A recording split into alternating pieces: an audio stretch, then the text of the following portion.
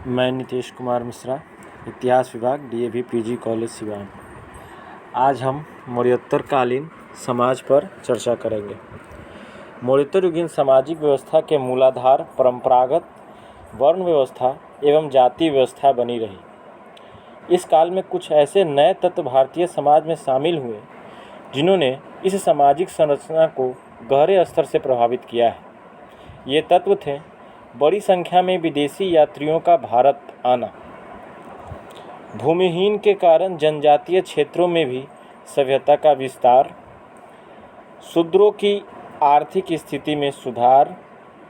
हम जानते हैं कि समाज में चतुर्वर्ण व्यवस्था के तहत ब्राह्मण को सर्वोच्च स्थान प्राप्त था।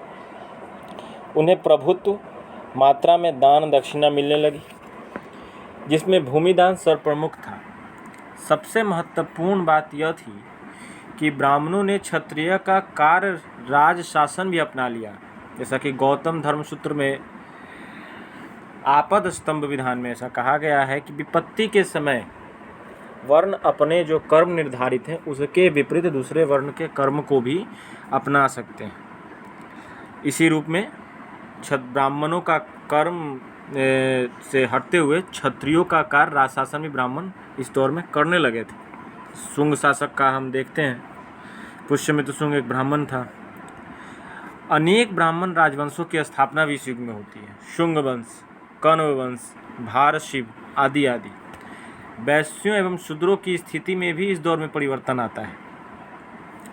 मौर्य काल में शूद्रों को उत्पादन के कार्य में लगाने की जो प्रक्रिया शुरू हुई थी, परिणाम स्वरूप कारीगरों एवं शिल्पियों के रूप में शूद्रों का महत्व बढ़ने लगा था।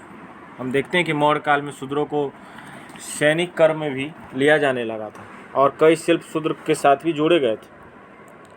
शूद्रों की आर्थिक स्थिति में सुधार हुई, वो वैश्यों के समकक्ष माने जाने लगे। किंतु फिर भी मनु ने शूद्रों के लिए बड़े ही कठोर नियम बनाए रखे थे। मनु के अनुसार उनका मुख्य कार्य तीनों उच्च वर्णों की सेवा करना ही माना गया।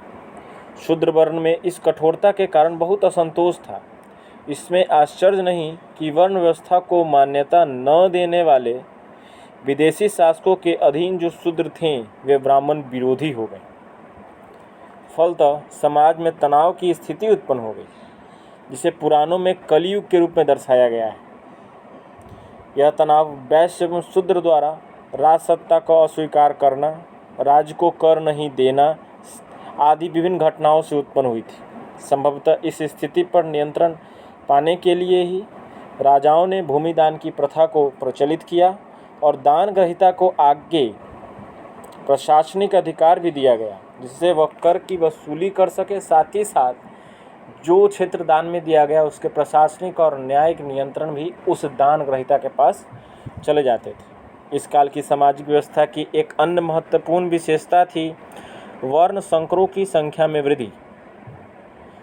वर्ण संकर वे जातियाँ थीं जो अनुलोम और प्रतिलोम विवाह के पश्चात उत्पन्न होती थीं, यानी अपने वर्ण से विपरीत दूसरे वर्ण में जाकर विवाह करने के बाद जो संतान उत्पन्न होती थी उसे वर्ण संकर जातियों की श्रेणी में रखा जाता था।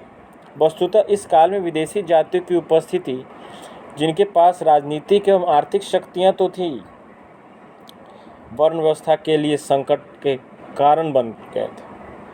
मलेच्छ कहकर अब उनकी अपेक्षा नहीं की जा सकती थी। फलतः इन्हें निम्न कोटि के क्षत्रिय की उपाधि देकर वर्ण व्यवस्था में शामिल किया गया, चूँकि उनकी आर्थिक स्थिति और राजनीतिक स्थिति तत्कालीन दौर में काफ़ी सुदृढ़ थी, इसलिए उनकी अपेक्षा नहीं की जा सकती थी। यही वजह है कि मनुस्मृति में वर्ण संकरों की संख्या बढ़कर 61 हो गई थी, जबकि बौद्ध काल में इनकी संख्या मात्र 12 थी।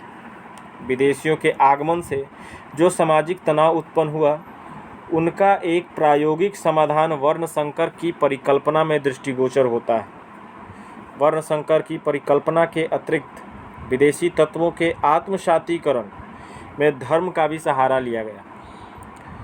फलतः विभिन्न धर्मों में एक प्रकार की होड़ सी हो गई कि वे इन विदेशी शासकों को अपने धर्म में शामिल करें, इन विदेशी शासकों का समर्थन अपने धर्म के प्रति वे प्राप्त करें। इस कारण हम देखते हैं बौद्ध हो, शैव हो, वैष्णव हो, जैन हो, सभी में यह परिवर्तन हमें दिखाई देते हैं। अगर हम स्त्रियों की बात करें तो स्त्रियों की स्थिति में इस दौर में काफ़ी गिरावट आती है। उनकी स्वतंत्रता प्रतिबंधित होती है। पुरुषों के संरक्षण में उन्हें रहने के लिए बाध्य किया जाता है। बाल विवाह, बहुविवाह, अंतरजातीय विवाह समाज में प्रचलित थे। संपत्ति संबंधी उनके जो अधिकार थे उसे नकार दिए गए। सिर्फ स्त्री धन को छोड़कर बाकी कोई भी संपत्ति संबंधी अधिकार महिलाओं को नहीं स्वीकारा गया।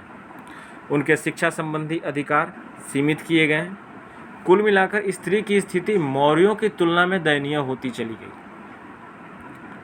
यद्यपि दक्कन में सातवाहनों के समय महिलाओं की स्थिति अपेक्षाकृत अच्छी थी। वहाँ हम देखते हैं कि राजनीति में, प्रशासन में महिलाओं की हिस्सेदारी बढ़ चढ़ कर थी। हम देखते हैं कि शासकों के आगे महिलाओं का नाम भी लिया जाता था। दास प्रथा की अगर हम इस दौर में बात करें तो दास प्रथा यह दौर में विद्यमान थी। मनुस्मृति में 7 प्रकार के दासों का उल्लेख किया गया है।